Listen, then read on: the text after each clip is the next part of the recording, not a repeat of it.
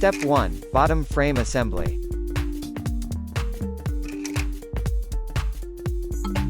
Screw the 530 mm 40/20 extrusions to the 20/20 530 mm extrusions using the 4M5x25 screws as shown.